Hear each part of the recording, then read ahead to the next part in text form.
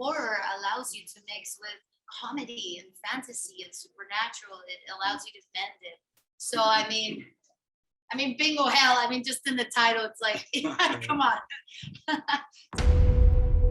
I look around this beautiful community of yours.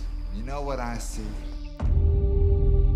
Each and every one of you has a big dream. We all have that one thing that we still yearn for. They say money can't buy you happiness.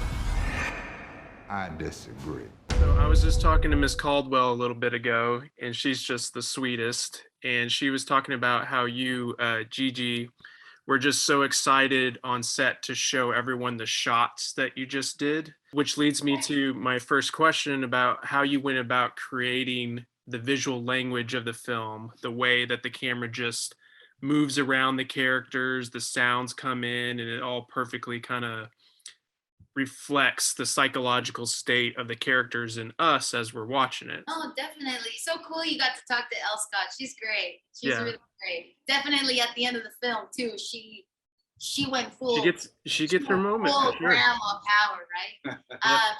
No, creating the visual aesthetic. I mean, ever since Shane brought up this idea, there was always this organic humor to the story. These characters are organically and naturally so silly and charming that it really allowed for opportunities to play with the camera and the colors to just go even further than what we call normal or standard. One of the things I was excited about was breaking the fourth wall and just feeling a lot more invasive into the character's space. Yeah. I think Mr. Big, what he represents, which he represents greed, gentrification, manipulation, that needed to feel invasive in a way, that needed to feel just so out there that breaking the fourth wall, having those close-ups was I think it was the right choice to just bring more fun into the film. Yeah. Definitely creating the shots. Oh, sorry if it's really loud. There's a big truck. I got construction over here, so it's the same. Definitely. No, and not only that, bringing the visual aesthetic and the colors was the most fun, because I think we're so used to seeing our grandparents or the older generations, once they're happy with something, they like to stick with that box. Yeah. They don't like weird surprises or changes, right? Correct. So we wanted that bingo hall and Mr. Big's presence to just be so flashy and be so out there, to feel so out of place, and a very almost like abusive change into these characters' lives. So for us was, or for me anyways, was very important to play with colors and just be so close into everyone's space so I could really feel that we're breaking their space bubble. Gotcha. So for you guys, what does the horror genre and the tools that come with it allow, I guess the framing more so, allow you to do with the themes that you explore here? Like you said, gentrification and community, neighborhood, home. What does that allow you to do that another genre would not? So like, what if it was a documentary about those things that we're dealing with it in a more direct way? Yeah, I think metaphor. Yeah. Having Mr. Big, or in horror in general, the monster as a metaphor for the fears of your protagonist. And so for Lupita, Mr. Big represents all the things she fears and has been trying to protect her neighborhood from. When he comes in, he takes over their bingo hall, which was like their community center, turns it into like a casino, and brings the greed out of all these people who've been living their whole lives, kind of outside of that. In the back of their mind thinking, money would solve all my problems. But Lupita is trying to show them that we don't need that. We don't need outside help. We have each other. And Mr. Big came in and just destroyed all. So I think what I love about horror is you can tackle social commentary Sure. or personal issues or whatever it may be, and use it as a metaphor and actually, you know, be scary or action packed or whatever it is. And it's fun to watch our characters face their fears in the form of a monster or, you know, something like this, and some kind of a madman. I guess Mr. Big's kind of both. But that's what I love about horror is monsters aren't just monsters. They mean something. They symbolize something that our characters trying to overcome. Yeah, and I think also, you know, there's already so much going on in the world that we don't want people to suffer the 90 minutes through a film. You know, we have enough of it on the news and on social media, that why have to suffer through it? And I think definitely horror allows you to mix with comedy and fantasy and supernatural. It allows you to bend it. So I mean, bingo hell. I mean, just in the title, it's like, come on. So you might as well have fun and have a blast through 90 minutes. Gotcha. So what was it like navigating that tone, as you mentioned, some of those things that you get to do where it's funny or sad and truthful, like that? I mean, from the very beginning, we were very conscious of that balance. Yeah. Because we love horror, but we're very silly people. Yeah. And the personality of this movie is that. Yeah, totally. We're Lupita and Dolores. yeah. But you know, it's just being truthful to whatever the situation is. You know, it's a horror comedy, but it's not that in a sense of a blend of both. Mhm. So that if it's funny and then we come to a death scene, the death scene has to be kind of silly. Like, you know, the horrific parts are horrific. The sad parts are sad. But when they're living their lives, they're just witty, funny people, you know?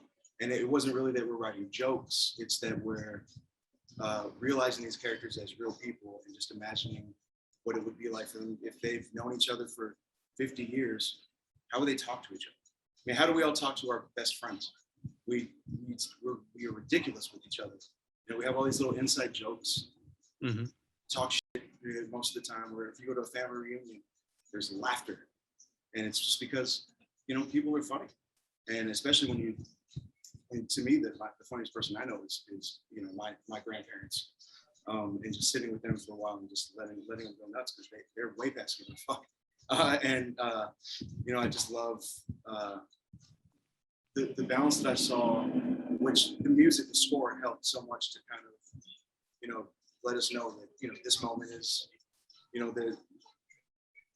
there's this kind of ominous feeling underneath it all, but I thought the score really helped with that.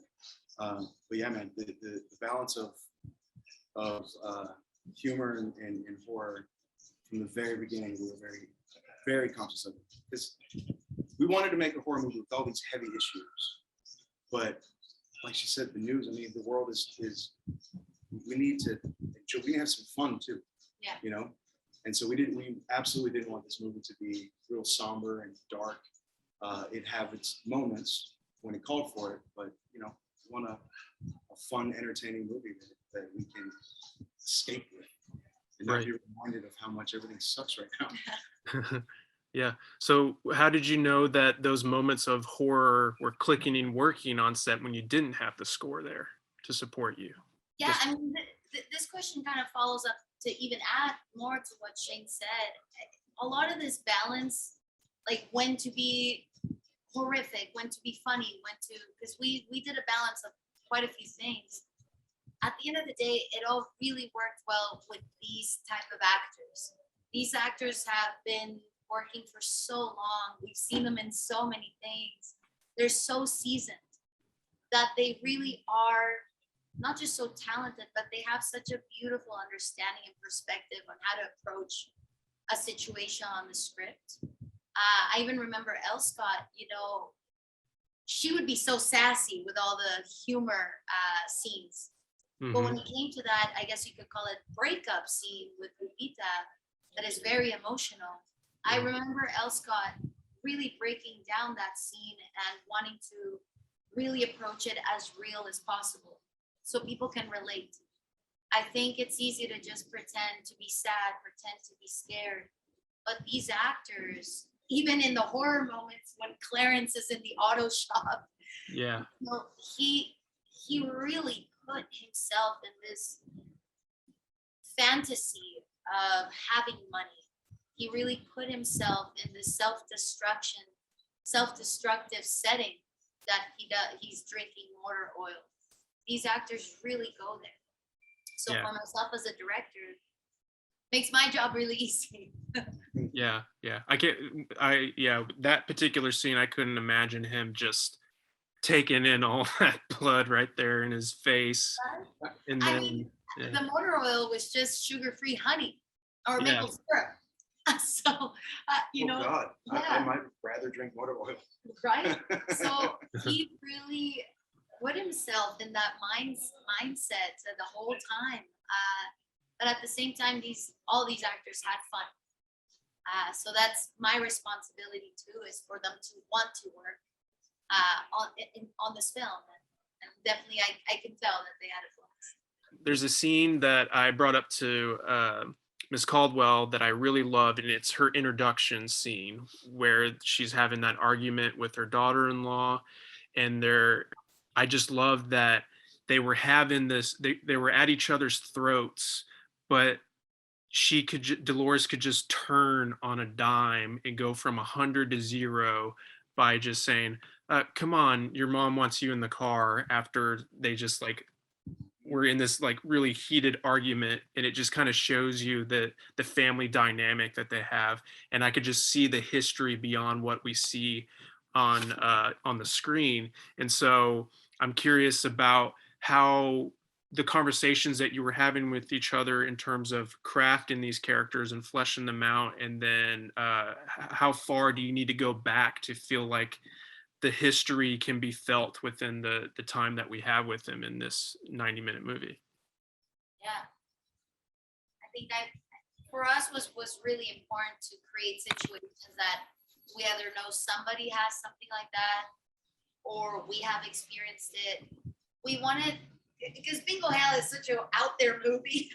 Right. And the whole idea of it is wild. But I remember while working this with Shane, like Shane really wanted these characters to have situations we all understand, you know, and Yeah. putting them in that situation. And exactly what you said, so that we can sense the history between them. Exactly. Yeah. We don't want characters reminding each other of the things they know about each other, because people who've known each other for a long time don't do that. They just have a short form with each other. And so it's doing that in a way that doesn't leave the audience completely confused. So it's giving information by just observing, you know, just observing a conversation that two people would have, but making sure that there's enough information within that we can follow along without them saying, as you know, you are my daughter-in-law and I don't like you. You know, we get that by just listening to this argument, you know, and then with Caleb, the dynamic between him and his mom and him and his grandma, you pick up on it. And, you know, we don't necessarily want to lay out who all these people are or what their histories are. It's just to give a sense of it. And that's really enough, you know, and then you are reminded of people you know, your family, and you kind of fill in the blanks. Yeah, you can know a lot about people with first impressions. Mm-hmm. We wanted those first impressions of all of them. You meet them in a situation.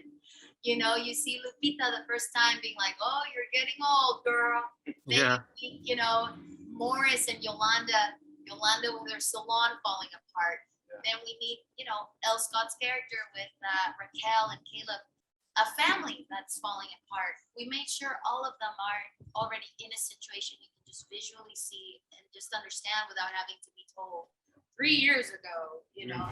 Who's ready to play the game?